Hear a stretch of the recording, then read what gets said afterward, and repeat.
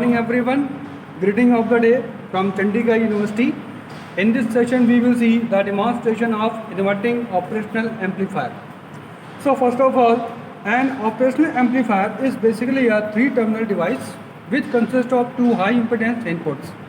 So one of the input is called inverting input and the second is called non-inverting input.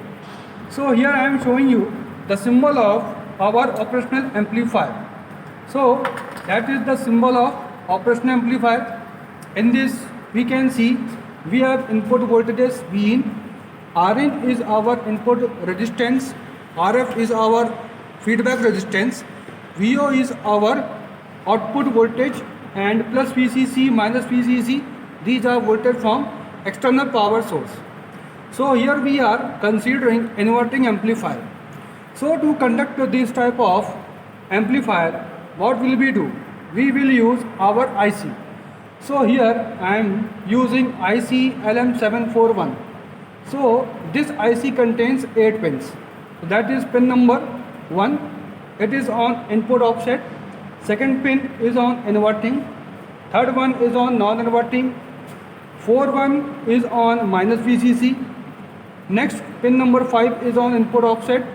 Pin number 6 is output voltages. Pin number 7 plus VCC, and pin number 8 is not connected. So as we can see, here we have two input terminals.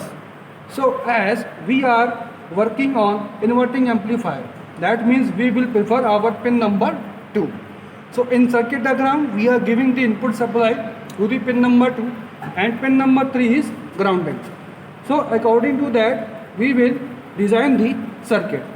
So here we have our operational amplifier. With the help of that, we can design the circuit and find out the output voltages. So now I am showing you the apparatus.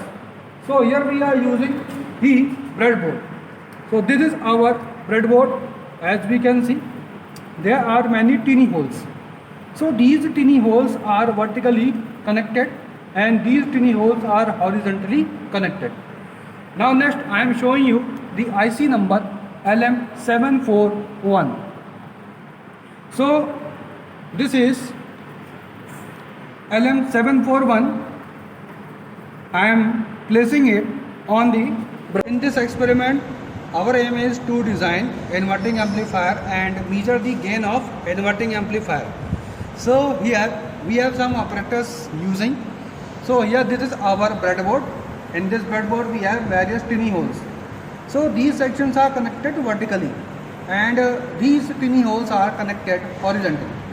So to perform the inverting operational amplifier, we are using IC LM741. In IC LM741, we have total 8 pins. So here we can start the counting from here. We can have a small circle. So the counting will be start from here. That is pin number 1, 2, 3, 4, that is pin number 5, 6, 7, 8. So here we have pins like that. We have to give the input signal. So we give the input signal to pin number 2 and 3 and we will find out the voltage at pin number 6. So here we are performing inverting operational amplifier. So the output will be given at pin number 6 and input will be given at pin number 2. Pin number 3 will be grounded. Our next component is frequency generator. So this is used for giving the supply and we can change the frequency and amplitude. So here we have knobs. With the help of these we can change the frequency and our amplitude. Next we are using our digital storage oscilloscope. So this oscilloscope is used to see the input and output signal. So here we are giving whatever the types of input. It may be sinusoidal, square wave or triangular. So we can see the performance of the session on this our digital scope oscilloscope. Now we will connect the resistance. So here we are taking our input resistance. So that is our input resistance and it will be connected on pin number 3. So now I am attaching at pin number 2. So our first terminal is connected at pin number 2 and the second terminal will be connected on next pin holes. And what is about feedback? So next we have to connect the feedback resistance.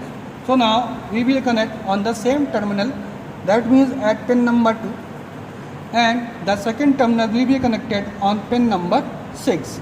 So I am attaching at pin number 6. Now we will give the supply. So here we are using the red wire and we will connect at pin number, same pin on our input resistance. So here we can attach, the first terminal has been connected and second terminal will be connected to our supply source. So that is for our input supply. Now we can connect with the help of frequency generator. So here we have two leads as we can see. So these are the two leads.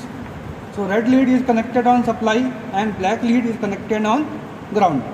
So here we can attach the red lead on the red wire for giving the supply. So here we can see we have given the supply from frequency generator. Now pin number 3 will be grounded. So here we will attach this wire on pin number 3. So that is our pin number 3 we have connected and it will be connected to the ground. So we have to also connect our function generator. So we will connect our pin number 3 to the grounded. So here we will, this is our pin number 3. So we will connect. Now we have to connect the ground with the help of this black lead of function generator. So now I am taking the one more wire and we can connect on the same terminal and we will giving the our grounded. So our function generator has been connected. Now next we will connect the pin number 6. So that is our pin number 6 at which we will measure the output voltage. So that is pin number 6 we have connected. Now what will be happen? Here we are using oscilloscope. So means we have to check what is our input signal. So at the same time, that is we have two channels. So this will be used for, this channel will be used for our input and second one will be used for our output. So here again I am taking our red lead. So it will be connected on our positive supply. So here, so we will connect the red lead on the same wire and this black lead on the same wire. So here we can check what is our input and output. So here we have attached the input channel with the help of digital storage oscilloscope. Now this is our second channel. So this will be used for output. So here again we have two leads, red lead and black lead. So red lead will be connected on pin number 6. So I am attaching pin number 6 and we have to also check the ground. So for grounding we will take one more wire. So it will be connected. So I am taking the one more wire and we will connect our grounded and this black lead will be connected on the same wire. So we have connected the output channel of digital storage oscilloscope. Now we have to give on pin number 4 and 7 plus VCC and minus VCC. So here we are using the battery. So with the help of that we can attach our wire. So now we will give the plus VCC. So that is our plus VCC. We will connect at pin number 7. So here we will connect the wire at pin number 7.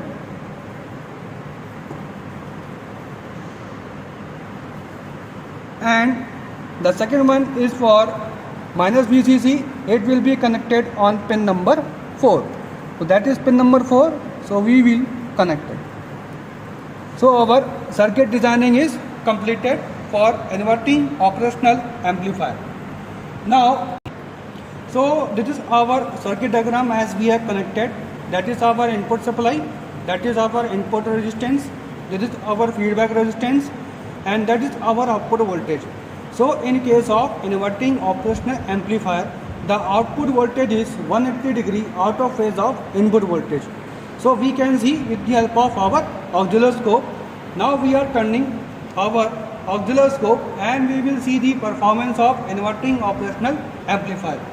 So here it is starting and we will check what is our output voltage. So with the help of that we will check, that means this is our input signal. So as we can see, this is our input signal as we have given, and this is shown in yellow line, and the output is showing our green line. So I have told you the output voltage is 180 degree out of phase of input voltage. So it is inverting. The nature of inverting amplifier is 180 degree out of phase, and it is showing our green line. So that is the performance of our inverting operational amplifier. So this is the working of this session. Thank you.